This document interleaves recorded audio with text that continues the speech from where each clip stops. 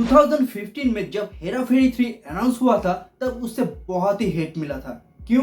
फिर कई सालों बाद सुनने में यह आया था कि कार्तिक आर्यन अब अक्षय कुमार को एज राजू रिप्लेस करने वाले हैं, पर वो भी कहीं ना कहीं शेल्फ्ड हो गया। In the next year again a news about Hera Pheri 3 is came out that Farhad Samji will direct this movie, पर ऑडियंस के बैकलैश के चलते वो भी शेल्फ्ड हो गया। अगले साल फाइनली एक अच्छी खबर सुनने में आती है कि Akshay Kumar is return as Raju और Priyadarshan sir will direct this movie. अब ऐसे ही सब कुछ बढ़िया चल रहा था, फिर अचानक अनफॉर्चुनेटली एक खबर आती है कि Paresh Rawal has left the project due to some creative issues और अब तो केस वेस भी हो गया। तो अब ऐसे में क्या हेरा फेरी 3 बनना चाहिए या फिर ये प्रोजेक्ट ही कर्स्ड है या फिर ये कोई पीआर स्टंट है ताकि फिल्म की हाइप बनी रहे। सो व्हाट अप गाइस, लोग क्या हाल है? वेलकम टू माय चैनल जिसका नाम है प्रिंस जैक्स व्यू और आज हम बात करने वाले हैं what's going on with Hera Pheri 3। But first make it sure you like this video and do दबा के सब्सक्राइब दिस चैनल और हाँ, बेल आइकन को प्रेस करना मत भूलिएगा to stay with me. So let's get started. जो भी आता है उसके दिमाग में हेरा फेरी है, जो भी आता है। तो मैं एक्टर हूँ यार, मुझे फंसना नहीं है ऐसा दलदल में। इन द ईयर 2000 में प्रियदर्शन जी ने बनाया हेरा फेरी, जो कि रीमेक था 1989 मलयालम फिल्म रामजी राव स्पीकिंग का। बट उससे कोई फर्क नहीं पड़ा क्योंकि हेरा फेरी अपने स्लैपस्टिक कॉमेडी और अपने इनोसेंस से भरी ह्यूमर से हम सबको दीवाना बना दिया था और हमें राजू, श्याम और बाबूराव गणपतराव आपते जैसे आइकॉनिक कैरेक्टर्स दिए हैं, जिसके मैजिक 2006 में फिर हेरा फेरी के थ्रू हमें एक और बार देखने को मिला था। और मुझे बताने की कोई भी जरूरत नहीं कि हमारे पॉप कल्चर और बेटर से मीम कल्चर में ये मूवीज और कैरेक्टर्स का कितना बड़ा कंट्रीब्यूशन है, खास करके फिर हेरा फेरी का। और 2006 में फिर हेरा फेरी रिलीज होने के बाद ही लोग इंतजार कर रहे थे कि अब इसका थर्ड पार्ट कब आएगा, और इसी के साथ सालों बीत गए बट इसके थर्ड पार्ट का कोई भी अपडेट नहीं मिला। फिर 2015 में फाइनली अनाउंस होता है हेरा फेरी 3 का, जिसे सुनकर पब्लिक जितना खुश थी उतना ही सैड था क्योंकि अक्षय कुमार एज राजू रिटर्न नहीं करने वाले थे और उनके बदले दो राजू देखने वाले थे मूवी में, जिसमें से एक है अभिषेक बच्चन और दूसरा जॉन अब्राहम। और फिल्म के स्क्रिप्ट में असली राजू कौन, ऐसा कुछ कंफ्यूजन प्लॉट होने वाला था।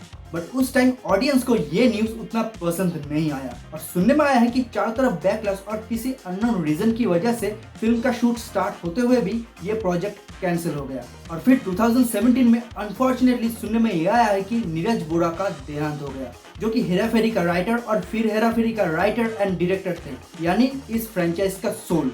और ये न्यूज मिलते ही ऑडियंस का हेरा फेरी 3 को लेकर जो उम्मीद था वो टूट गया।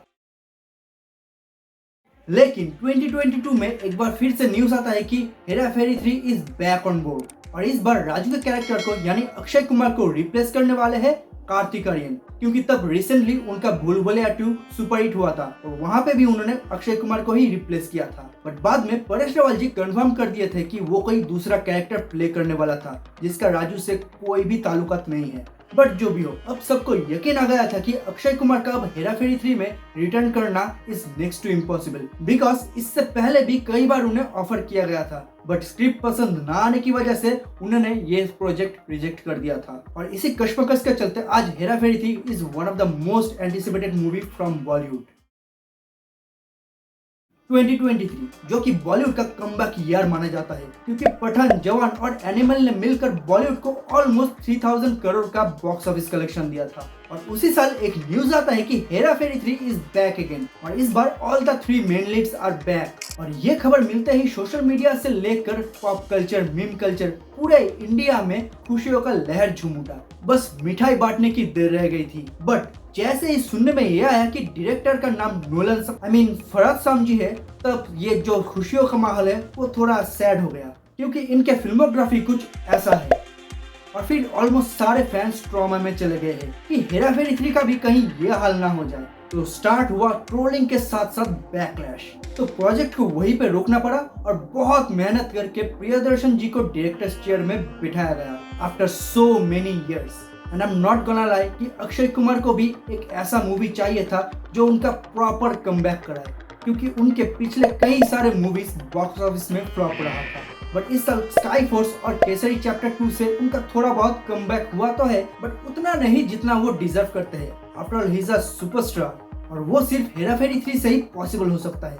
तो ऐसे ही सब कुछ सही चल रहा था क्योंकि भूत बंगला का भी शूटिंग आराम से चल रहा है, जहां अक्षय कुमार और परेश रावल जी है और साथ में डायरेक्टर है प्रियदर्शन जी। अब बस किसी तरह से हेरा फेरी 3 को ऑन बोर्ड जाने की देर थी, बट सडनली ये न्यूज आता है, yes, Paresh Rawal has left the Hera Pheri 3 due to some creative issues. But बाद में उन्होंने एक ट्वीट करके ये क्लियर कर दिया है कि उनके प्रोजेक्ट को छोड़ने का रीजन क्रिएटिव इश्यूज नहीं कुछ और था, जिससे सारे फैंस शॉक्ड हो जाते हैं। और फिर बाद में उससे भी बड़ा एक और न्यूज आता है कि अक्षय कुमार के प्रोडक्शन कंपनी के टीम ने उन पे 25 करोड़ का डिफेमेशन केस कर दिया है, जिससे अब हेरा फेरी 3 का फ्यूचर क्या होगा किसी को नहीं पता। बिकॉज बाबू भैया इज एन आइकॉनिक कैरेक्टर और वो इस फिल्म का एक सोल है, तो परेश रावल के अलावा कोई और उस कैरेक्टर को प्ले करे ये तो हम सपने में भी नहीं सोच सकते।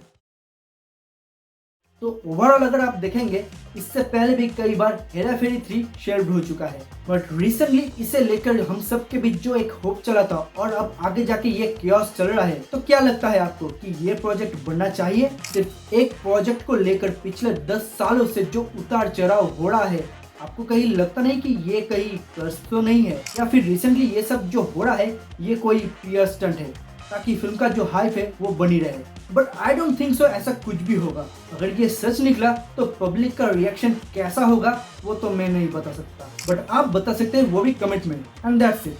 ये सब जो फसर हो रहा है उसमें तुम्हारा क्या टेक है वो भी जरूर शेयर करना, और साथ में हेरा फेरी 3 को लेकर तुम्हारा एक्साइटमेंट भी। और हाँ, ये वीडियो अगर पसंद आया तो लाइक करके शेयर कर देना अपने फ्रेंड्स एंड फैमिली और JBF के बीच में। और मेरे साथ बने रहने के लिए follow me on social media, जिसका लिंक तुम्हें वीडियो के डिस्क्रिप्शन में मिल जाएगा। और चैनल को सब्सक्राइब करना मत भूलना। And never forget that cinema makes life beautiful.